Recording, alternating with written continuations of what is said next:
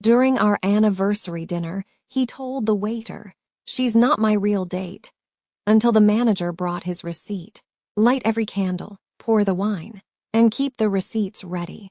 Because this anniversary dinner is about to become the most expensive mistake of his life. Here we go. Le Bernardin, New York City. Our 5th anniversary, 8:12 p.m. The dining room is perfection. White tablecloths. Eric Reipert's tasting menu. The kind of place where the waiter introduces himself by first name and the sommelier knows your blood type from your wine preferences. I'm Dr. Isabella Bella Morrow, 34, cardiothoracic surgeon at New York Presbyterian, in the black silk dress I bought for this night, the one that took 3 months to get the appointment at Oscar de la Renta. My husband, Ethan Langford, 36, private equity partner at Blackwood Capital, is in bespoke Tom Ford, looking like he owns the room, because his family owns half the buildings on this block. We're halfway through the 7-course tasting menu. The waiter, Julian, perfect French accent, perfect manners, refills our champagne. Ethan leans over to him, voice low but perfectly audible to me and the couple at the next table. "Don't worry about the lady's preferences too much. She's not my real date tonight. Just keeping up appearances." He winks. Julian's smile freezes. The couple next to us gasps. I feel the words land like a cardiac arrest, because he's been saying versions of it for months. "You're brilliant, but my partners think surgeons are too intense. We need to look like the perfect couple for the investors. After the promotion, I'll have more time for real fun." I feel every eye in the dining room flick to me, and the last remaining heartbeat of our marriage flatlines. I smile, not the perfect wife smile, the one I use right before I crack a chest and bring someone back from the dead. I pick up my champagne flute. Stand. The entire restaurant goes quiet. Even the kitchen noise drops. I tap the glass with my knife. Crystal sings, "Thank you, Ethan, for that charming toast.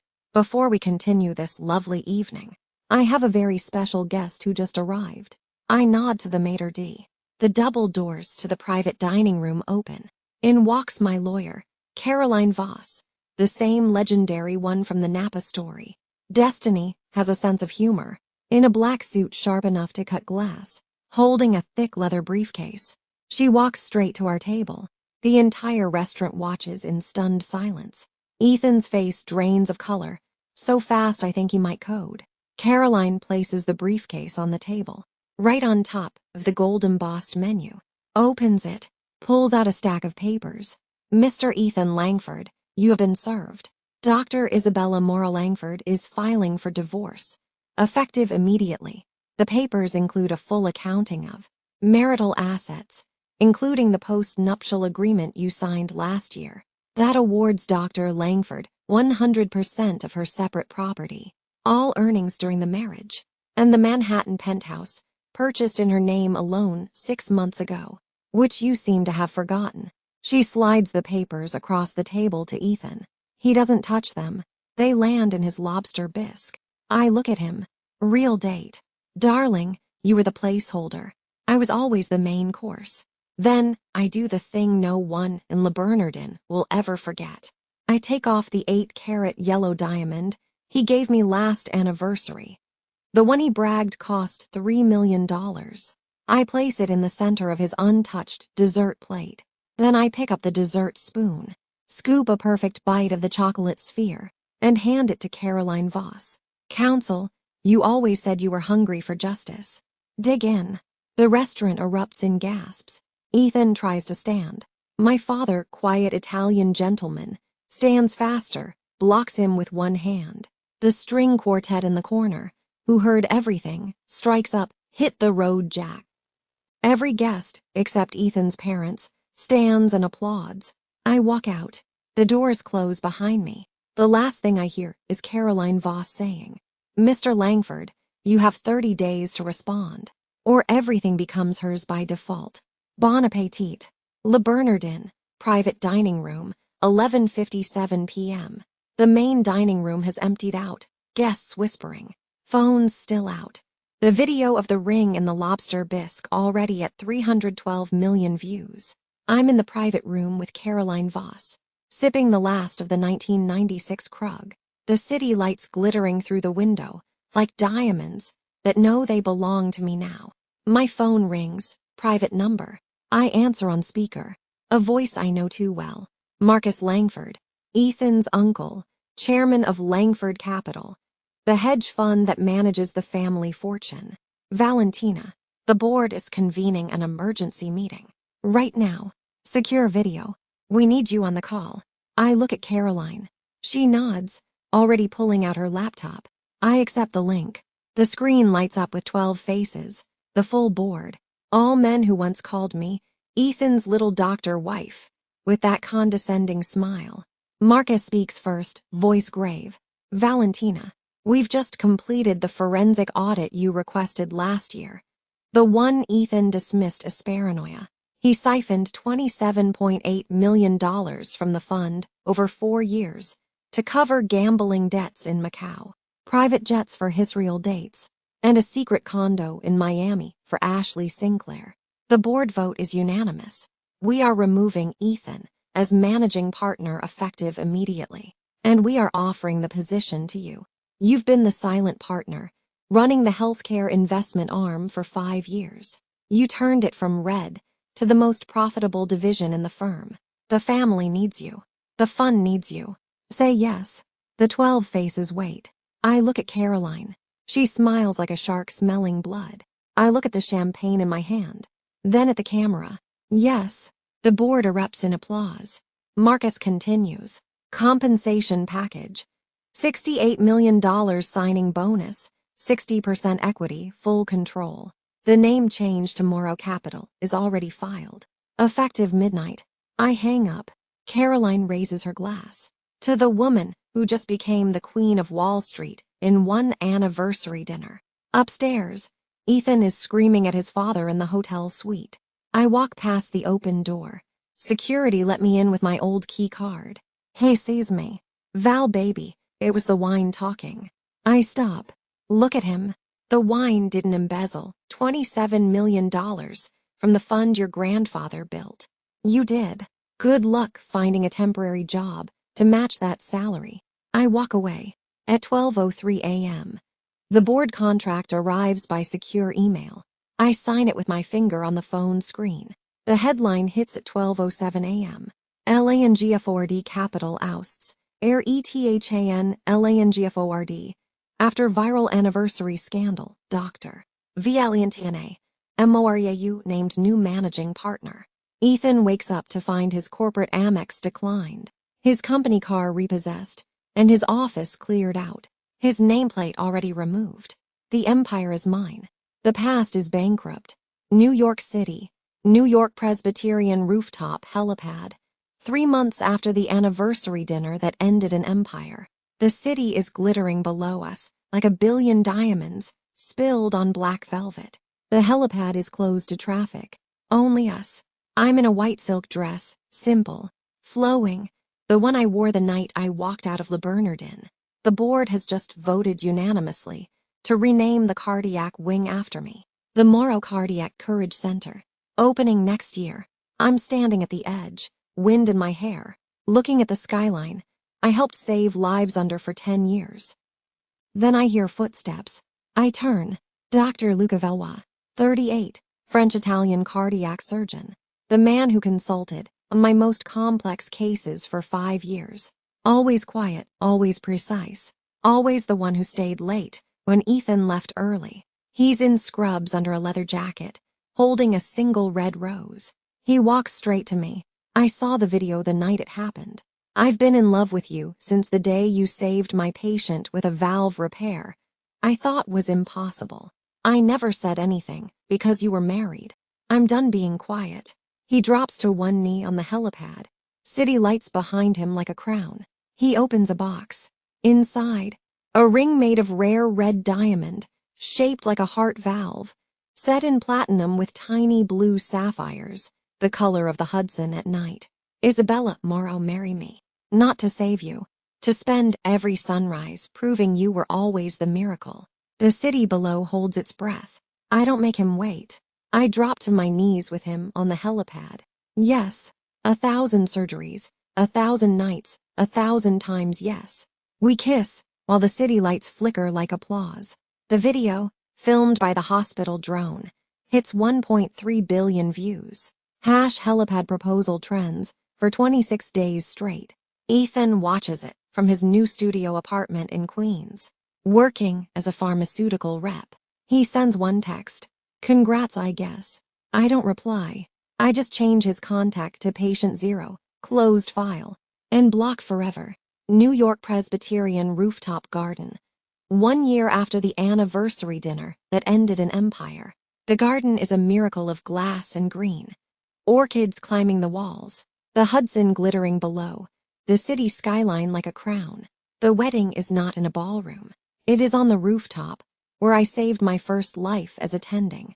Rows of white coats form the aisle. The altar is the helipad, decorated with stethoscopes woven into garlands. Guests sit on benches made from old OR tables. I walk the aisle in a gown made of white silk and red thread, symbolizing the heart sutures I've placed thousands of times. Luca waits in scrubs under a white coat, barefoot like me, holding a single red diamond ring. The officiant is the little girl I saved 15 years ago, now 20, first-year med student at Harvard. She says, voice clear, "Today we marry the doctor who taught us miracles are made by human hands." There isn't a dry eye on the rooftop. Our vows. Luca, I waited my whole life for the woman who could make a heart beat again with her own hands. Marry me, and let's spend every sunrise proving the world wrong together. Me. I was told no one would want me. You taught me the only heart I needed to fix was the one that believed him. Yes, 1,000 surgeries, 1,000 nights, 1,000 times yes. We kiss as the sun sets behind the George Washington Bridge. The guests throw confetti made from old EKG strips. The party lasts until dawn. The video, filmed by the hospital drone, hits 1.5 billion views. Rooftop vows trends for 30 days straight. 2 years later, the gates of the New York Presbyterian Morrow Cardiac Courage Wing. The foundation has launched. Morrow Cardiac Courage, for kids with heart defects who need to learn no is a complete sentence. The gates are new, glass with my initials in gold. At 4:47 a.m., security calls. Dr. Morovelwa, there's a man at the gate. He's on his knees. He won't leave. I walk out in my robe. Ethan is there, 41, thin, wearing a cheap suit, knees in the concrete, holding a single red rose. He looks up. Val, I know I have no right. I saw the foundation launch.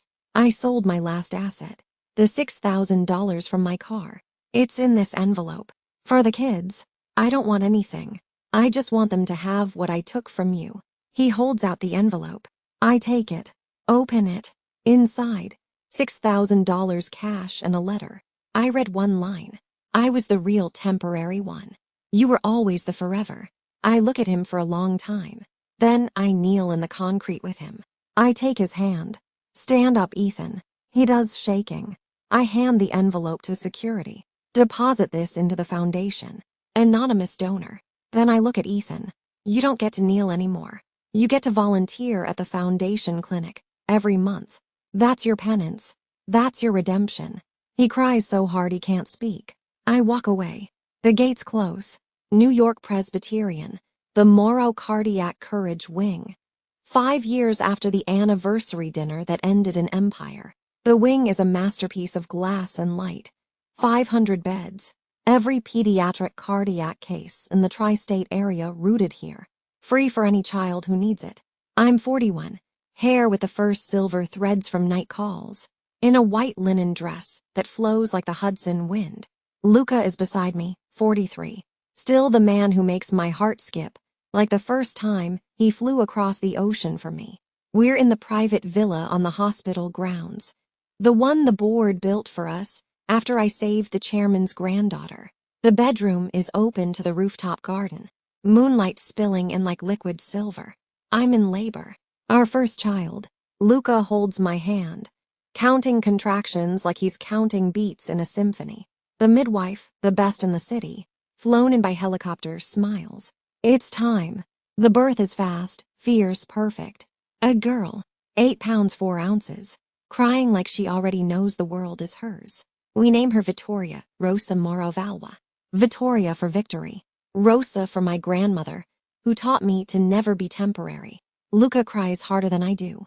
He wraps her in a tiny blanket embroidered with heart valves. Then he whispers to her, "Welcome to the world, little one." Your mother turned a whisper into an empire. You get to grow up knowing you belong everywhere. 2 years later, the hospital gates. The foundation has grown.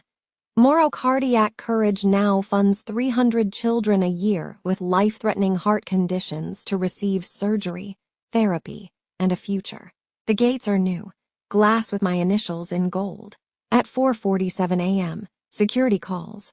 Dr. Morovalva, there's a man at the gate. He's on his knees. He won't leave. I walk out in my robe. Ethan is there, 43, thin, wearing a cheap suit, knees in the concrete, holding a single red rose. He looks up.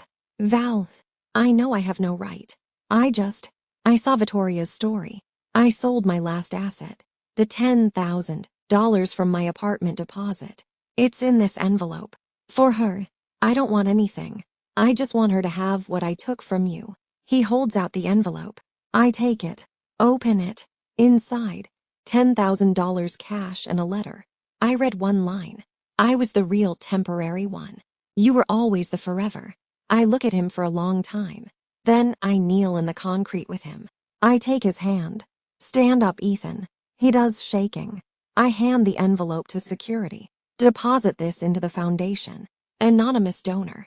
Then I look at Ethan. "You don't get to kneel anymore. You get to volunteer at the foundation clinic every month. That's your penance. That's your redemption." He cries so hard he can't speak. I walk away. The gates close. New York Presbyterian rooftop. 30 years after the anniversary dinner that changed everything.